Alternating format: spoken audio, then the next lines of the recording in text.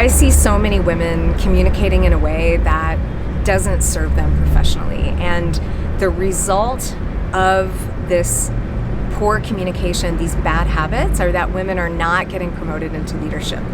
It was actually a McKinsey report in 2023 that said that women are less likely to be promoted into leadership positions, and poor communication skills are a contributing factor. So there is no surprise to anyone that communication skills are really important for your career.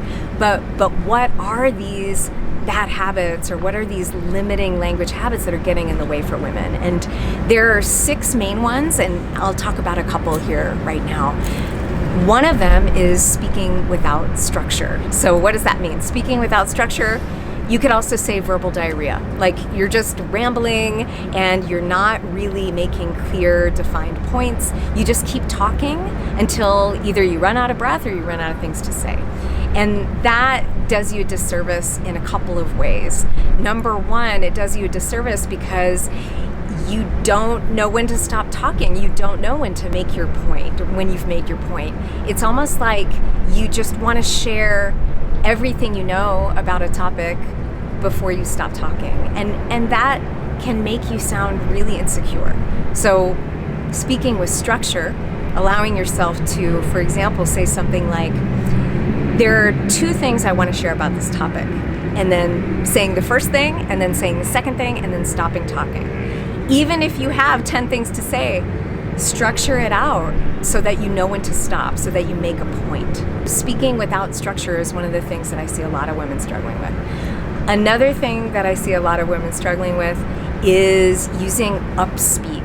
So this is speaking in a way with rising intonation at the ends of sentences that makes you sound unsure of yourself. So for example, when we ask a question, we say, for example, do you like chocolates, right? And it's a question, so we raise at the end.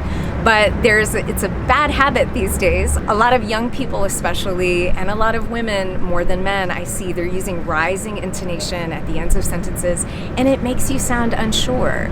So for example, if I were to say in a sales call, if I say something like, and we ask $5,000 for this project, you're rising and it sounds totally like you're lacking in authority what you're saying. Instead, you want to land what you're saying with a downward intonation. We're asking $5,000 for this project. So downward intonation instantly makes you sound more authoritative instead of sounding unsure of yourself with rising intonation at the end of your sentences. Use falling intonation unless you're asking a question.